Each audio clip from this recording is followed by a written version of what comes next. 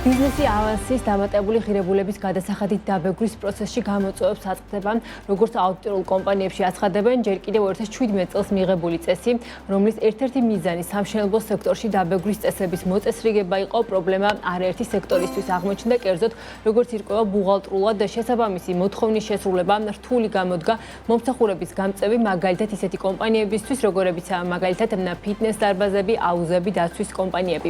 რა გამოწვევებს აწყდებიან კომპანიები ავანსით დღეს დაბეგვის პროცესში და რა უნდა შეიცვალოს კანონმდებლობაში ამ თემებზე სტუმართან კრესტონ ჯორჯიას მმართველ პარტნიორთან დავით პაპიაშვილთან ერთად ვაგრძელებთ საუბარს. მოგესალმებით ბატონო დავით, დიდი მადლობა თქვენი დროისთვის და სტუდიაში სტუმრობისთვის. მოკლედ კიდევ ერთი ისეთი აქტუალური საკითხი წარმოიქმნა საკადასახადო კანონმდებლობასთან დაკავშირებით, როგორც ვიცით, რომელიც ეხება ავანსის დამატებული ღირებულების გადასახადით დაბეგვრას. ჩვენ როგორც ვთქვით, ეს ჯერ კიდევ თითქმის 10 წლის წინ შევიდა კანონმდებლობაში, რომ თქო წინასწარ ავანსი ან წინასწარი მიღებული თანხები იბეგრება დამატებული ღირებულების გადასახადით და საკუთარ ბევრ სფეროს შეეხო, მათ შორის სამშენებლო კომპანიებს. დღეს პრაქტიკაში რა გამოიკვეთა, რატომ არის ეს ბიზნესის ნაწილისთვის გამოწვევა, რა შეგვიძლია ვთქვათ ამ მიმართულებით? მოგესალმებით, მივესალმებით თქვენს მაყურებელს. მართლაც ძალიან მნიშვნელოვანი თემაა და პრობლემური საკითხია ძალიან ბევრი საშუალო და მცირე ბიზნესისთვის. მოდი პრეისტორიით დავიწყებ, ანუ საიდან იღებს სათავეს, ანუ ამ წესით დაბეგვრა, როგორც იცით 2017 წლამდე DRG-ს 18%-იანი განაკვეთით დაბეგვრა ხდებოდა ძირითადად საქონლის და მომსახურების მიწოდების მომენტში და მიწოდებამდე მიღებული ანაზღაურება არ იბეგრებოდა DRG-ით. 2017 წელს, როგორც იცით, შეცვლილი იქნა კანონმდებლობა და სამშენებლო კომპანიების, ესე რომ ვთქვათ, მიზეზად დასახელებული იქნა სამშენებლო კომპანიები, სადაც მიღებული ავანსების სანაცვლოდ ბინების მიწოდება მრავალი წლების შემდგომ ხდებოდა. აი ამ სამშენებლო კომპანიების მიზეზის გამო გავრცელდა ავანსის DRG-ით დაბეგვრის რეჟიმი, რა დროსაც DRG-ით დაბეგვრა ხდება როგორც მიწოდების მომენტში, ასევე მიწოდებამდე მიღებული ავანსის შემთხვევაში. რასაც მინდა გითხრათ, რომ ბიზნესი მაშინ ასე თუ ისე გაგებით მოეკიდა, ყოველ შემთხვევაში დიდი ხანი ეს პროტესტი არ გაგრძელებულა, იმიტომ რომ ბიზნესისთვის ეს გასაგები იყო ეს ლოგიკა. თუმცა ეს გავრცელდა არა მარტო სამშენებლო სექტორზე, არამედ ეს გავრცელდა ყველა კომპანიაზე, როგორც თქვენ იცით, იშვიათი გამონაკლისების გარდა.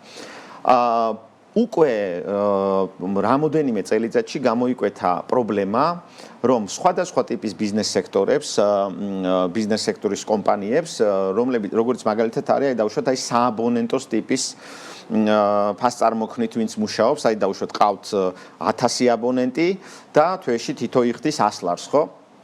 ეს შეიძლება იყოს რაღაც სპორტ დარბაზი, შეიძლება იყოს რაღაცა სხვა გამოწერის სერვისის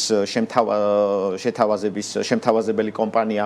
აი ეს კომპანიები ძალიან მალე წააწყდნენ პრობლემას, რომ მათ ძალიან უჭირდათ და დღემდე უჭირთ აი მისაწოდებელი დასაბეგრი თანხების გამოანგარიშება და ავანსების გამოანგარიშება და ფაქტობრივად ეს მათ შემთხვევაში გადაიზარდა რაღაცა რუტინაში, რომელსაც არაფერი განსაკუთრებული შედეგი არ მოაქვს, თუნდაც სახელმწიფო ბიუჯეტისთვის, თუმცა ამ კომპანიებს ეს ტვირთად აწევთ. აი რო წარმოვიდგინოთ, დაუშვათ კომპანიას ყავს 1000 აბონენტი, ეს შეიძლება დაცვის კომპანიაც იყოს მაგალითად, აი 1000 კლიენტი ყავს და თითო იხდის სიტყვაზე 100 ლარს, ხო? თუ მოემსახურა კომპანია კლიენტს და თანხა არ არის გადახდილი, ეს უნდა დაბეგროს დაუშვათ ამ კომპანიამ, ხო? თუ თანხა წინასწარ იქნა გადახდილი, ესეც უნდა დაიბეგროს. შეიძლება კლიენტმა 5 თვის თანხა წინასწარ გადაიხადოს და დაიბეგროს ეს, მაგრამ შემდგომში კომპანიას 4 თვე აღარ კონდეს დასაბეგრი. ანუ რეალობა ისეთია, რომ კომპანიის ბუღალტრებს უწევთ ყოველ თვე ხელით, ანუ სათითაოდ იმ ყველა კლიენტთან მიმართებაში იმის დათვლა, რომ რამდენი იყო დასაბეგრი ოპერაცია, ანუ მიწოდება, რამდენი იყო ავანსი და ამის ან ჯამური თანხებით დათვლა, ან თუნდაც პროგრამულად დათვლა ხშირ შემთხვევაში არის შეუძლებელი. ანუ ვიღაცამ შეიძლება იფიქროს, რომ აი თლიანი ჩარიცხულ ავანსებს ავიღებთ, დაუშვათ გამოვაკლებთ რეალიზაციას და სხვაობას დავბეგრავთ, ხო? ესე მარტივად არ არის, იმიტომ რომ კანონმდებლობა ითხოვს სათითაოდ ყველა კლიენტის ინდივიდუალურად გავლას და ფაქტობრივად, როცა კომპანიები, საშუალო ესეთი კომპანიების შემოსავლები იზრდება და რაც უფრო იზრდება მათი კლიენტების რაოდენობა, შეუძლებელი ხდება ამის დათვლა.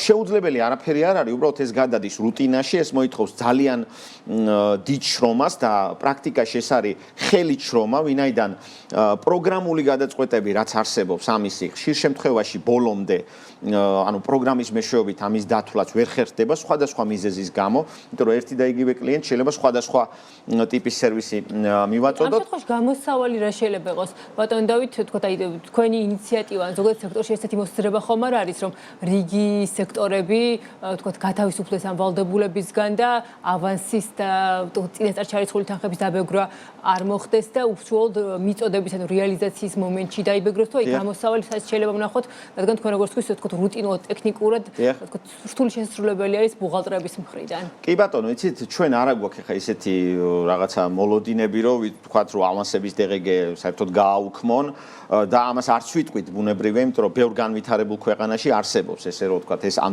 წესის დაბეგრვა, მათ შორის ევროკავშირის ქვეყნებში. მაგრამ შეიძლება იქნეს შემუშავებული გარკვეული ესე რომ ვთქვათ გამონაკლისები, როგორი გამონაკლისებიც მაგალითად არსებობს კანონმდებლობაში, მაგალითად დენი, წყალი, გაზის მიწოდების შემთხვევაში, ან კავშირგაბმულობის მომსახურების გაწევის შემთხვევაში ავანსების DRG-ი დაბეგრის წესი არ ვრცელდება, ხო? რატო არ ვრცელდება? იმიტომ რომ იქ არის ძალიან ბევრი აბონენტი და კანონმდებელს ესმის ეს, რომ იქ ამის დათვლა არის შეუძლებელი, თუნდაც პროგრამულად, ხო? სხვადასხვა მიზეზის გამო. გამოსავალი აუცილებლად არსებობს და შეიძლება რამოდენიმე ვარიანტი განვიხილოთ აქ. მათ შორის გამოსავალი შეიძლება იყოს ავანსების DRG-ი დაბეგრის მოთხოვნა, ესე რომ ვთქვათ, კომპანიების არა თვის ჭრილში, არამედ თუნდაც წლის ჭრილში. ანუ ერთია, როცა კომპანია წლის დეკემბრის თვეში დაბეგრავს მაგალითად იმ ავანსებს, რაც მიღებულია და წელიწადში ერთხელ დაითვლის ამას და მეორე არის, როცა კომპანიის ბუღალტერს უწევს ამის ყოველთვე დათვლა, ხო?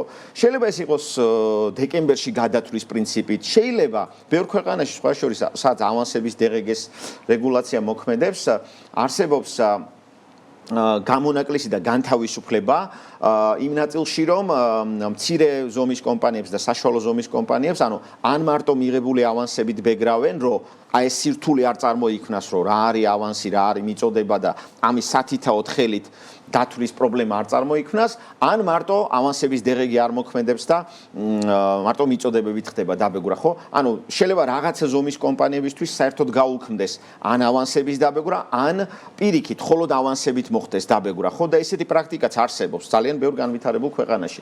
ანუ გამოსავალი კიდე შეიძლება ბევრი შევთავაზოთ ფინანსთა სამინისტროს და შემოსავლების სამსახურს, მაგრამ თავარი არის, რომ ეს პრობლემა მივიტანოთ ამ უწყებებამდე, ვინაიდან ეს არის პრობლემა. დღევანდელი რეალობა არის ისეთი, რომ ხო მე მთავარი დამავის და მეთქვა, რომ ის სექტორები, რაც ჩვენ ჩამოვთვალეთ, აი დავუშვათ ეს სპორტ დარბაზები და ასე შემდეგ, ხო?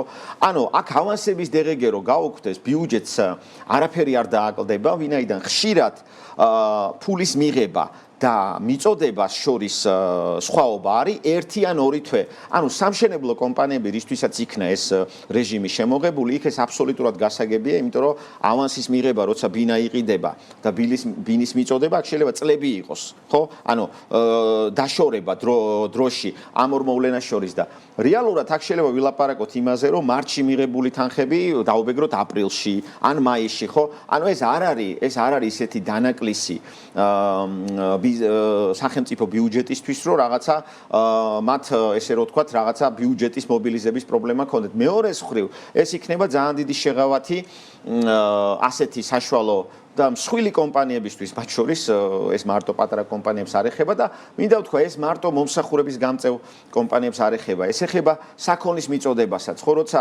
ერთი და იგივე კომპანიას ბევრ სხვადასხვა საქონელს აწვდი და ავანსი ირიცხება, ზოგი ნაწილობრივ მიწოდება, ნაწილობრივ ავანსი, ეს სათითაოდ ხელით უნდა გაიარო. ანუ ავანსი რო ჩაირიცხა, რომელი მიწოდების ავანსი იყო, ეს ისეთი თანხა ხო არ არის, რაც უკვე დაბეგრილი გვაქვს და მეორედ არ უნდა დაიბეგროს.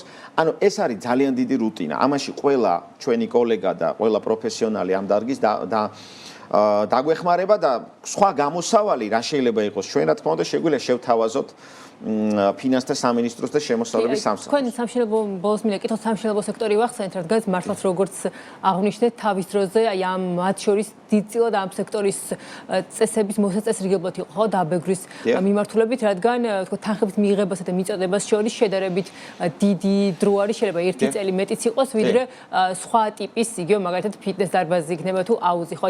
ამ შემთხვევაში ხომ ვერ ხედავთ სამშენებლო სექტორთან მიმართებაში, რომ გასასწორებელი არის ესეც თუ აქ რადგან თავის დროზე მეტი მომეტებული რისკად ჩაითვალა სწორედ ეს მშენებლობის სექტორი, ასე უნდა დარჩეს, როგორც არის ეს ყველაფერი. ვიცით, ეხა ბუნებრივია, შეიძლება ბიზნესმა ძალიან ბევრი მოითხოვოს და მაგრამ რეალური მოლოდინები, რაც შეიძლება გქონდეს იგივე მათ შორის ფინანსთა სამინისტროდან, ეს ალბათ არის ის, რომ ამ რეგულაციას ისინი დიდი ალბათობით არ გააუქმებენ, ვინაიდან ბევრ განვითარებულ ქვეყანაში ავანსების დეგეგი არსებობს და მათ შორის ევროდირექტივითაც ეს არის გათვალისწინებული, ხო?